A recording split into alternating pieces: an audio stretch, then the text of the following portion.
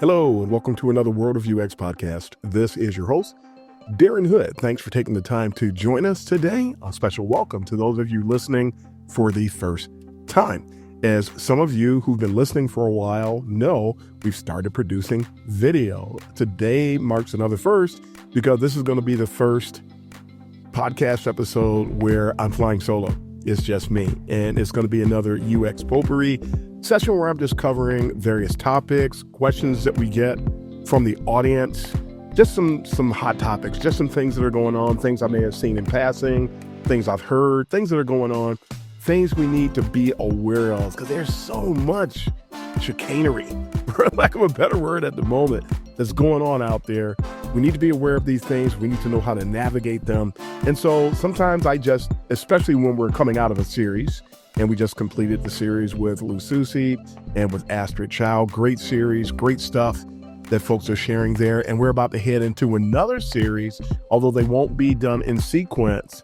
We're about to have some Ask Me Anything sessions. And there have been times, of course, where I take questions. People have been sending me questions on social media via email, and I address them. This time, the people asking the questions are going to be special guests that are going to be live with me on screen, and we're going to be addressing those. I like to, in between series, I like to share potpourri. And by potpourri, that means we're just covering topics at large. So without further ado, let's go ahead and dive in with our first topic of the session.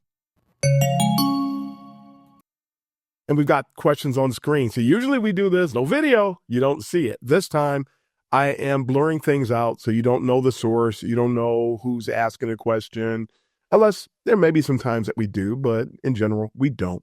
And someone presented what I thought was a great question, and I get questions like this a lot, where someone is asking, in this case, I graduated last July with my Bachelor's of Science in Interactive Design. Congratulations.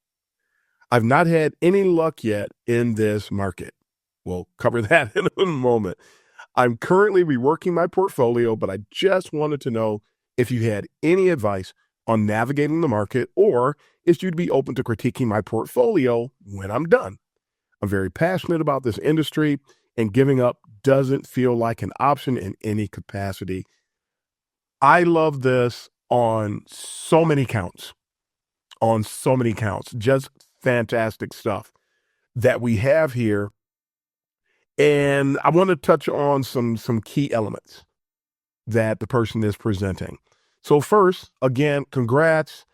A lot of people are engaging in UX education, but they come into the discipline and they believe hype. They believe, oh, I can just do a boot camp. Oh, and I can learn it in 6 months. Oh, and I can learn everything I need to know. No, and no. A lot of the boot camps, a lot of those sources are predatory. A lot of those are taking advantage of the fact that a lot of people coming into UX don't really know what they're getting into, and they assume that the sources they're connecting with do know, and they're assuming that the sources they're connecting to actually care about their well-being. And it's usually no on all counts. I'm thankful for this particular individual and the approach that they took, because some education is accredited. Some education is structured in a way where they're accountable to somewhere else. Some education out there, some UX education is out there, actually does things in a way where it's in alignment with, at least to some extent, UX maturity levels, and presenting things that people need to know to prepare them for the workforce, which is what the higher learning institutions are committed to that. And that's why they become accredited, because there's a third party source that says, okay, you folks are doing something right. You're doing this right. And we're willing to vouch for you and to tell the world that you're accredited in doing this thing. A lot of UX education resources are not accredited. Matter of fact, the vast majority of them out there they're not accredited, I should say. And they're just out there. You could just say, I'm going to set up a vehicle to teach people about UX. You can say that, but never really do it, or never do it in an accountable way. And so the institutions of higher learning, they do that. And so kudos to this person for taking the time to invest. And I know everybody doesn't want to do it. Everybody can't afford to do it. I get it. I understand that. But please know and understand that your scenario, your situation, your willingness or unwillingness does not change any of the facts, which we'll talk about that at another time, not today. But a lot of people, they want everybody to sort of kowtow to whatever their need and their circumstances are. And folks, that's not the case. And that's what we refer to as coddling. There are a lot of coddling resources out there, and the coddling resources set people up for failure. They do not help set proper expectations for the people that are connecting with them. But again, kudos to this person. They went to an institution of higher learning. They went somewhere to get a degree. And so now the journey begins, because anytime you go through any educational program, you're just laying a foundation. You're basically setting the stage for future success. But please know and understand, no matter how you engage and no matter how you enter into UX, nothing is guaranteed.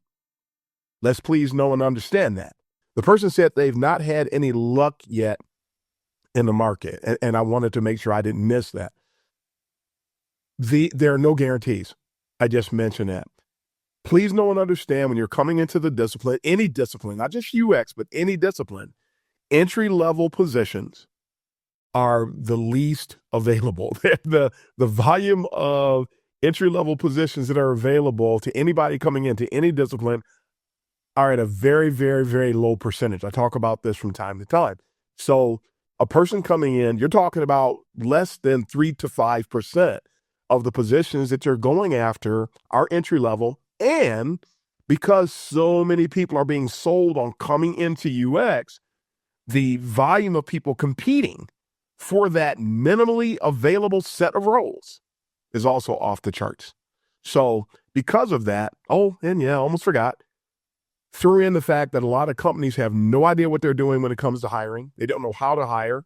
A lot of companies have hired the wrong people to run their UX departments. So unqualified people, uninformed people are doing the hiring.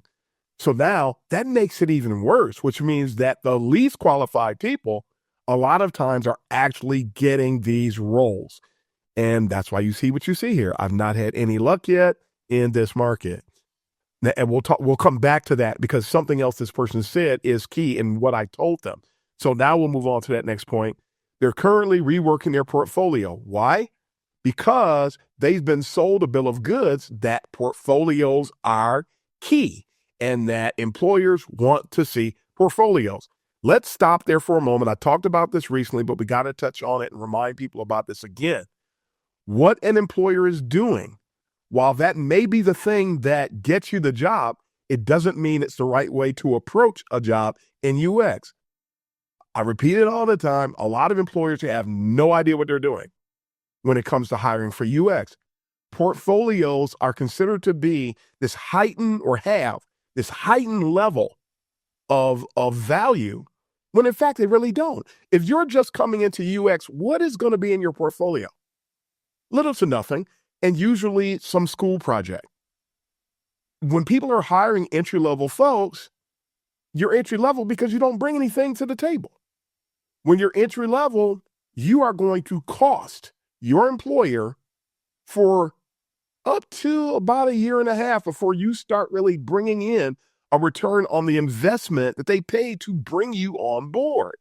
So because of this, and then back to the portfolio, these people don't know what they're looking at anyway, and your portfolio is not likely to have anything in it of any real value. And the case studies in your portfolios often will not match the case studies of the companies that you're trying to get into.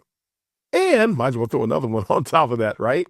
A lot of times, the people who are reviewing the portfolios, they don't know how to translate the use cases in a portfolio to check to see how parallel it is with the work that you're going to be doing when you go there.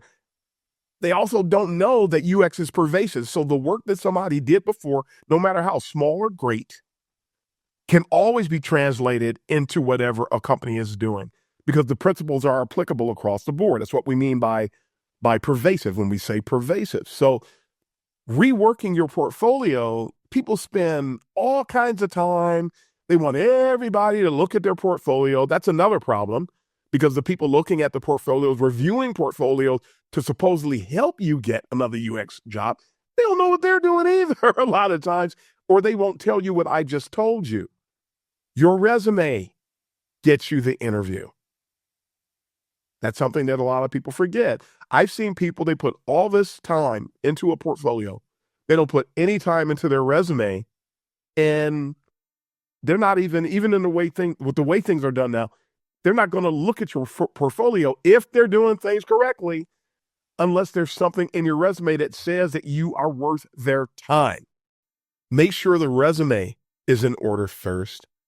Tell a story in your portfolio, and don't be one of those people that every time somebody reviews your portfolio and gives you feedback that you run and make changes, because now your portfolio works for the individual that gave you the feedback, but it doesn't necessarily work for the 50 to 100 scenarios where somebody else is going to be reviewing your portfolio. Got to pause for the cause here too and interject something else. A reminder, UX is dependent on critical thinking. Please use critical thinking as you prepare to get a UX role. Take the things that I'm saying to heart. Make sure that you apply them, because if you don't and you just play a game of, hey, look at my portfolio, when your portfolio really isn't any different in the entry-level world, is not pretty much any different than anybody else out there. And that's what brings up that mindset of what people like to say, standing out. You're not going to stand out. The only people you will quote unquote stand out to are people who don't know what they're doing. And you'll only stand out because of aesthetics, because people think that UX is an aesthetic discipline when there's very little in UX that has to do with aesthetics. So again, we're trying to navigate a dysfunctional world. And people are trying to navigate a dysfunctional world from a perspective of and an assumption of things being logical, when that's what dysfunction means. There is no logic. Logic does not rule. So please be careful when you're trying to do all these things. Be careful of taking advice from every Tom, Dick, and Harry and every Sue, Jane, and Molly that's out there, because a lot of times they will supposedly give you advice without telling you that the world of hiring and job seeking is dysfunctional, without telling you that people don't know what they're doing when they're hiring, and without telling you a lot of this is about who you know. Sometimes it's about just being in the right place at the right time. There's so much that's going on when it comes to finding a UX role that none of us, not even me, none of us can control. So just do the right thing. Work to make yourself as qualified as you possibly can.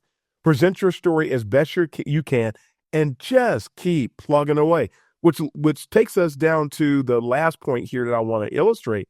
The person said, I'm very passionate about this industry, and giving up doesn't feel like an option in any capacity. That means that this person is fully committed. That means this person really loves what they're getting into. And there's so many people in UX today that have no idea what they're getting into. They have no passion. They just heard about the checks.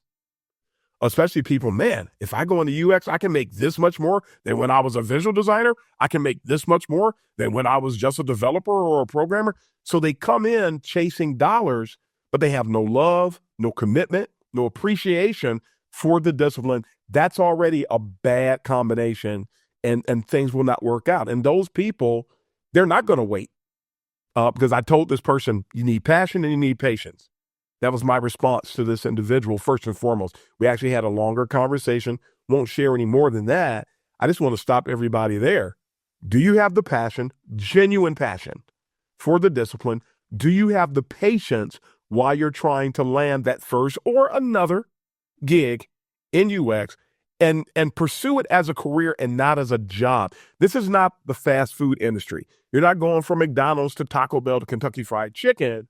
And a lot of the work that you do can and will either impact people at the life-death level, or it will impact people at the quality of life level. That's what we do as user experience professionals. So we need people who love what we do. We need people that are committed to what we do and are not just here chasing a check or chasing some assumed level of prestige.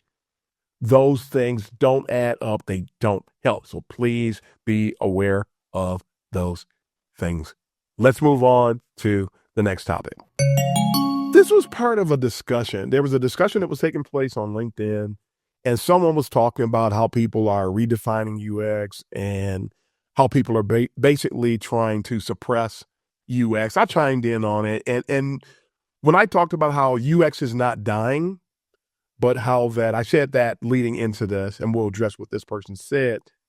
UX is not dying, but there are a lot of unqualified people who want pure UX to die because pure UX includes fundamentals.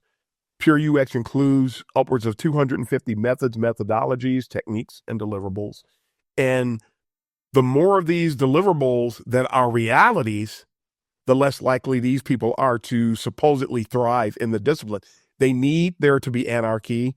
They don't like the concept of gatekeeping because gatekeeping keeps posers from taking up space. Gatekeeping keeps people who don't belong here from taking up a spot that rightfully belongs to somebody else, like that last person who has the passion and who has the patience to try to get into one of these roles and actually bring value and take the work they're doing seriously and not be in it for themselves. A lot of people come into UX and they don't transition. They come from other disciplines. They don't transition. This is I say it all the time, a selfless discipline that requires high levels of EQ to really, really, truly thrive.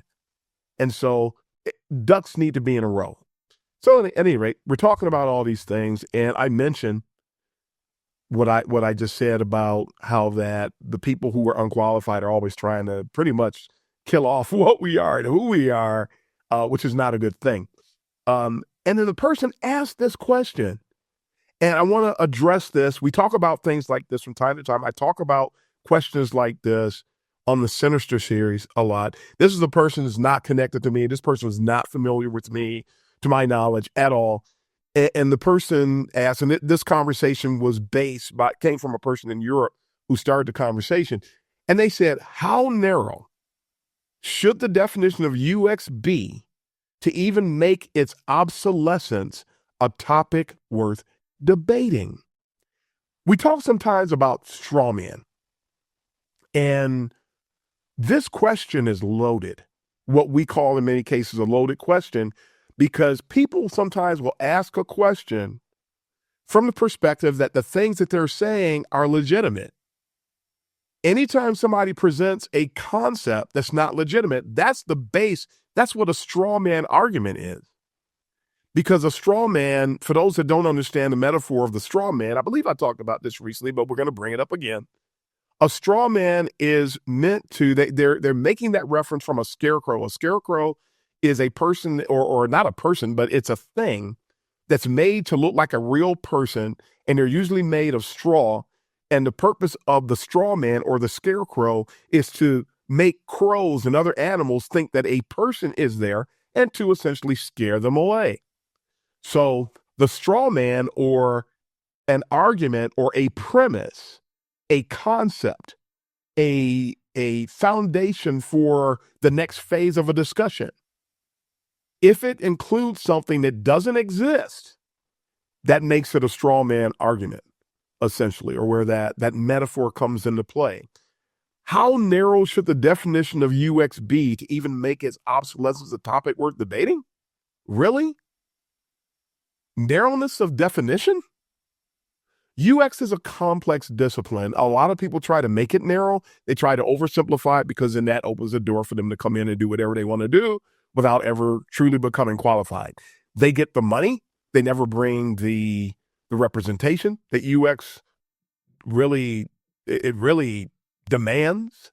They never will represent the discipline properly, but they don't care. As long as they're getting paid, as long as they're fraudulently ripping off the company, which is what they're doing, they don't care. And the more somebody like me comes and keeps talking about what things really are and how things should really be, they don't like us. I mean, wait till you see the next one, but which will help to illustrate that. But the definition of UX, number one, the definition of UX, you can have 100 different definitions. We were just talking the other day at the Kaizen UX Rendezvous, and I was sharing, and other people were saying things on the same line, how that it was over 15 years before I really felt comfortable defining UX. And for the first 12 to 15 years, I couldn't define it. People would ask me what I did, and I had no idea how to explain it. And I'm willing to admit that. And a lot of other people said that they felt the same way. And a lot of people, they're in their second year, third year, fifth year, seventh year. They don't know how to define it. We're trying to help people out so you can define it. Because as those of you who follow me regularly know, in the UX cycle of excellence, one of the things I do is say that very first step in the cycle of excellence is you need to properly define UX. I define it as basically being at two different definitions, actually. Finding the sweet spot, using a host of methods, methodologies, techniques, and deliverables to find the sweet spot between user needs, business needs, and constraints. That's one definition I use. Another definition I use is it's my job to make things as easy to use as possible while obtaining wins for the business and for users alike. Nice and simple. Now that's how narrow. If you want to talk about narrow, I don't like that word narrow. I think it's misleading. I think it begs a lot of subjectivism. And once things become too subjective, then it's difficult to communicate with people. So I don't like that word narrow. I think it's misleading. I think it can be used to manipulate. And so I'm going to throw that word out of this question and what this person is addressing. And then they talk about, they imply that UX, which the post was about UX being perceived to be obsolete. When a person says it, the way that they say it here, they're saying it as if UX is or can be obsolete. We're actually going to wrap up on that topic today. I didn't realize how all these tied together. There is no, UX is not obsolete. It can't be obsolete. And the companies where UX is obsolete, those companies are suffering because they don't know that UX is a secret sauce to achieving competitive advantage in the marketplace. The companies that are more design-led outperform the competition by up to 228%. Every company and every set of leaders in their right mind wants that type of a competitive advantage. And you're only going to get there through embracing what experience design as a whole. So that's not just UX, it's CX, and understanding that UX plus CX equals BX, and then achieving that, working to achieve that. That helps you get an advantage. That means you need to have a proper understanding of UX. That means you have to have the right people in place. And a lot of companies are doing neither of those things. So consequently, they create havoc for their internal teams, for their profit margins, for their shareholders, for their stakeholders. Not very good, is it? So mentioning UX being obsolete, that's a moot point. That's not a thing. But this person says that, and they say it with a somewhat of an assumptive tone. So I throw that out. Then they mention something I don't do. And that's what I said in my response to this person. Again, how narrow should the definition of UX be to even make its obsolescence a topic worth debating? I don't debate. Debate what for what? It makes no sense whatsoever. You need oxygen. You can't debate that. You need light. You can't debate that. You need to take in sustenance. You can't debate that. Companies that are design-led outperform the competition by up to 228%. You can't debate that. And the people who do try to debate that are the people who do not understand what they're debating about. They either have low personal UX maturity levels, low organizational UX maturity levels. They have the wrong people in place. They think that UX is aesthetics, the whole 9 yards. And so now, because of that, they think something's worth debating. There is no debate. Don't mention the word debate in a topic where you're having a discussion about UX.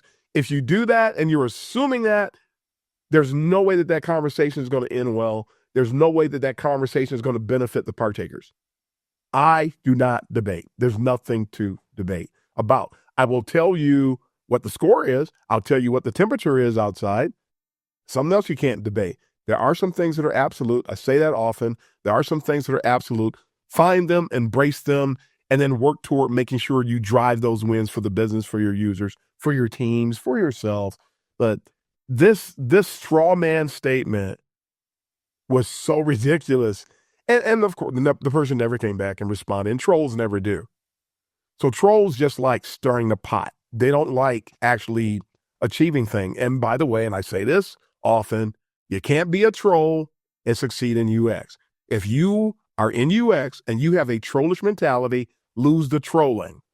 It's a waste of time, it's a waste of energy, and it's very disrespectful to everybody and everything involved. Get rid of the trolling, not a good thing. But interesting stuff, nonetheless. But let's go ahead and move on to the next topic, shall we? I said we were going to touch on this a little bit, and here we are. This is a screenshot for those who are looking. I'm explaining. I got to explain a little bit, though, for those that are only listening by way of audio today. This was a post, and I really hate, I get all of these notifications from Medium about brand new blog posts that are out there, and it's usually gobbledygook. It's usually stuff that is such a joke, and this is another one. And I challenge people. I'm going to mention a couple things. I challenge people, when you see somebody post something, I don't care if it's YouTube, I don't care if it's LinkedIn, I don't care if it's Medium, I don't care if it's, well, you can't do it on Reddit because everybody's anonymous. We talked about that recently. But I went, and when I saw this, and I'm going to talk about a couple things that I saw in it, I went and I looked this person up, the author. This person does not have extensive experience. And by extensive, I'm using that word very, very loosely. This person, and I mention this a lot, when I say that there's no such thing as UX, UI, when I say that, the people who usually try to tell me, yeah, there is, the people who argue about it, I've never had one individual who had more than 10 years of experience in UX, which means that because people started using the UX/UI in about 2012 to 2013, for a lot of people, the use of UX/UI has always been something. It's been something they've seen ever since they came into the discipline, so they assume that it is legitimate. It was not said prior to that. Nobody was saying that. Even when people still wondered who we were and assumed that we were aesthetic, and we would explain to them that we were not. And I just thought about something else too. I worked at agencies from 2007 to about 2014 or so. I had 3 stints at creative agencies. You never saw anybody in an agency say UX UI, even after it started becoming a thing, because they knew that the people who were doing the visual design were a completely separate entity, and they never came to the UX people for aesthetic support. They never came to us. They knew not to. Now I know, please don't throw an outlier at me. I know that when some people work at a smaller company, especially if there's a startup and a person was wearing more hats, that was more likely to be the case. But you also had low to no UX maturity. So when people accept questionable elements, if you will, it's always when and at places where someone is at a company where there's a lower UX maturity level. So, and then now they want to take the perceptions of the people who are on the lower part of the totem pole, just a reality, and make those things a reality, and want that to supersede the perceptions of the people who have higher UX maturity levels. That's the kind of stuff that endangers us. That's the kind of stuff that creates a problem, and we'll touch on that again later. But back to this blog post. The blog post was entitled, and somebody's going to end up looking this up. It was because people who are looking at video, they can see this. It's called Goodbye UX, Hello Experience Design. I saw the title alone and I just began to laugh. Let me give you a history lesson. I talk about this sometime, that there's people, when you don't know the history of the discipline, you are prone to run into some problems. This person says, Goodbye UX, Hello Experience Design. And they start off the blog post by saying why the evolution from UX to XD is more than just a name change. This person thought that they thought that they were going to blow people's minds. This person thought that they were having this big light bulb moment, and they were going to give other people a light bulb moment. At the time I took this screenshot, This post was written on December 23rd, 2024. I'm recording this on New Year's Eve, December 31st. As of the time that this was created, since it was created, 151 people gave it applause. That's the equivalent of a like on Medium. That means that this author, and I'm sure the number's higher by the time I recorded this, 151 people have no idea what they are talking about or what they're approving of. The moniker experience design was actually one of the first terms to refer to this discipline that was ever presented in the mid-90s. People who don't know the history of UX don't know that.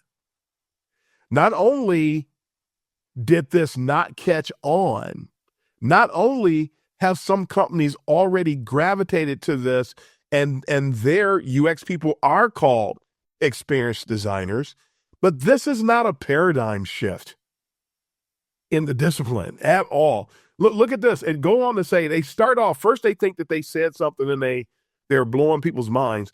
They go on to say, under the heading of the changing landscape of design, they say, when we say UX design, we often think of interfaces, user flows, and interactions. But as industries evolve, the scope of design has expanded beyond just digital screens. Again, this person doesn't know. And I looked up this person's history in the discipline. They really don't know.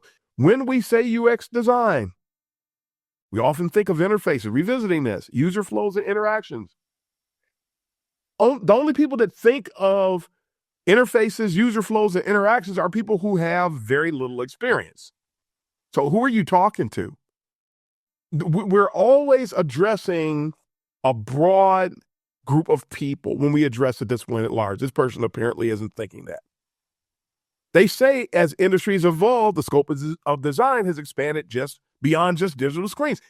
UX has always, the history of this discipline, if you run a check, and I've talked about this before, in the early 1900s, what we now refer to as UX, its infantile beginnings were already taking place. People were doing the equivalent of an ethnographic study.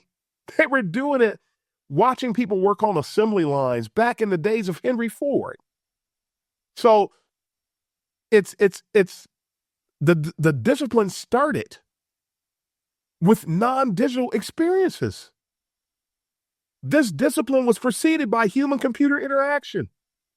Now, there are some digital experiences there, but they were always limited to whoever was interacting with the computers. So you have HCI there. User-centered design preceded the world of digital design. So it's interesting how some people think that UX started as we know it because it blossomed when digital design came on the scene.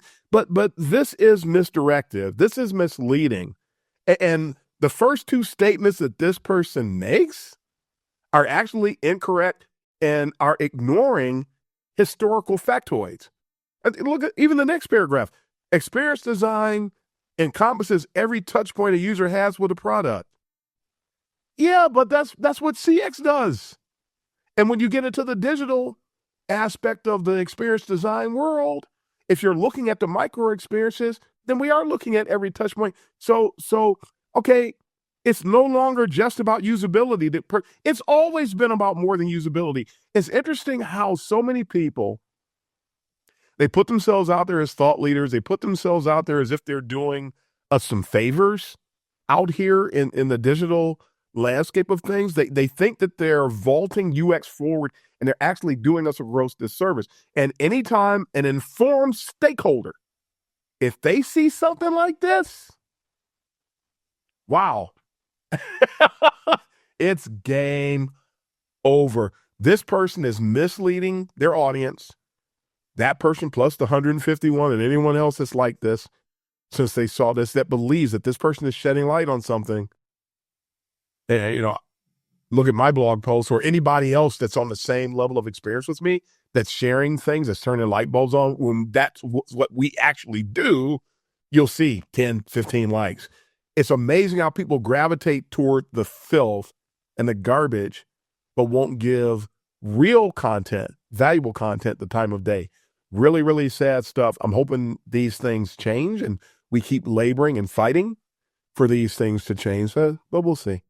We'll continue to work for it. I'm not going to stop. Next topic.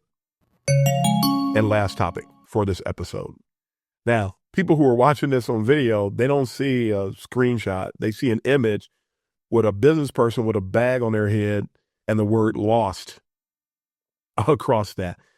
Our closing topic for this potpourri session revolves around the concept of something I alluded to earlier. Misunderstanding of UX has consequences. And a lot of people don't understand that. When a company thinks that UX is aesthetics, that has consequences. When people think that it's okay to say UX UI, that has consequences. When people feel that it's okay to, a person told me a story the other day about how that they got rid of the manager who was already unqualified of the UX department. They got rid of the most senior person behind that to run the UX department. There were only 2 people left. Neither one of them, I believe the person was telling me, if I remember correctly, one of them had 2 years of experience. The other one had just under 2 years of experience. They took the person with the 2 years of experience, made that person the manager of the group, and then off they go. Do you realize that it is impossible for them to truly understand UX and what it brings to the table? And consequently, what I'm addressing in this last point today is I want to indirectly and for some directly encourage people, please work to make sure that you properly understand what UX is, which ties back to UX maturity levels, because that's part of what it is. Understanding what UX is and understanding what it brings to the table, its benefits, more specifically. We need to understand, what do we gain by embracing UX? What do you understand about that today? As a practitioner, what does your organization have to gain when it comes to understanding what UX brings to the table? What's understood? If you understand what UX brings to the table, it will help you operate. It'll help you optimize how you operate as a UX professional. If the person in charge of the department understands, that person can better defend, better represent, better advocate for the discipline, as well as supporting people. And it really helps with those strategic elements so that your UX operation is geared at achieving exactly what they should, at least have the proper North Star for operation. When it comes to stakeholders need to understand the benefits of UX, and that helps guide them and helps them interact with teams better. Leaders who are championing, who are vouching for UX in their organizations, need to understand the benefits of UX, because that way, when they're in conversations with their leaders and no UX people are in the room, they can properly represent what UX stands for and better advocate for UX having a presence at that company, and speaking better to what happens with the hiring, would help to offset layoffs and keep from laying people off. No company can afford to lay off UX people. No company can. When companies don't hire properly, layoffs are eventually going to happen. It's unavoidable. It's unavoidable because nobody sees the benefits associated with UX. And layoffs happen where benefits are not understood, or where benefits are not expected, or the benefits are not thought to be valuable enough to maintain that operation's presence, or at least the volume of that operation to be present. Hence, cuts follow. You don't see the CEOs being laid off and then everybody continue to operate without the CEO, and they're not going to replace it. They're not going to backfill the CEO. We don't need a CEO. Yeah, they do, because they understand what the CEO's purpose is. They understand what that person is going to do. They understand the value that that person brings to the table. And so you never see that. You don't see the person in charge of AR getting heaved out, and we're just going to run the HR department without the HR head. You're not going to see that because they understand it. You're not going to see benefits administrators get thrown out because people just go down the list. People don't understand who we are. They don't understand who we are. People who the posers, retrofits, and upstarts that I talk about from time to time, they don't properly represent the discipline. So hence, that ends up, the domino effect of that is that eventually somebody is going to pay the price because we haven't been properly represented. Hence the bag on the head. Do you have a bag on the head when it comes to UX? Are the people you communicate with about UX, your stakeholders, your team members, do they have bags on their head? How many people, do people on your UX team have bags on their head? We can't have a bag on our head today when it comes to UX. We simply can't. We start to get ready to wrap up here. We cannot have a bag on our head. Take the time, make sure you understand the value of your place in an organization. Make sure you understand the value of UX in your organization. Make sure you're always representing the value of UX in your organization. All of us have that responsibility. We are all ambassadors of the discipline within our organization and at large. So that means everything you're doing on social media, everything you're doing on YouTube, everything you're doing on LinkedIn, everything you're doing on Reddit, everything you're doing on Twitter, Blue Sky, Mastodon, wherever you are, however you represent the discipline is going to impact somebody somewhere. And everything we say and do has wings. Everything we say and do is going to get picked up by somebody that wasn't there when you said and did it. And then they're going to ascribe a value to it. They're going to try to define it. They're going to try to understand it, hopefully. And then some people, they don't try to understand it. They take it and they twist it so that it meets their narrative or their biases. But we need to do everything we can. We can't stop people from misrepresenting who we are if that's what they want to do. But you do have control over how you represent what UX brings to the table. And you do have control over your perception of the discipline and the value prop that it offers. Let's work for that today. And that concludes this episode. So folks, that's all the time we have for today. I hope you got something out of this episode. Hope you gathered something that you can go back and act upon, something you can embrace. I hope that something was said and done today that will vault you forward. Be on the lookout soon for those Ask Me Anything sessions, and we'll probably start doing these on a regular basis. We already recorded the next one up. We had an absolute blast. It was great. It was fun. I look forward to that. I don't know what people are going to ask at these sessions. We purposely keep me blind. I don't know what's going to be asked until they ask it. And that way you got to be able to answer it on the spot and answer it authoritatively. So we strive to do exactly that. Let's strive, even with those episodes, let's strive to represent the discipline properly. Let's strive to vault everybody forward. And folks, that is all the time we have for today. So this is Darren Hood, the host of The World of UX, signing off. Until next time, happy UXing, everybody.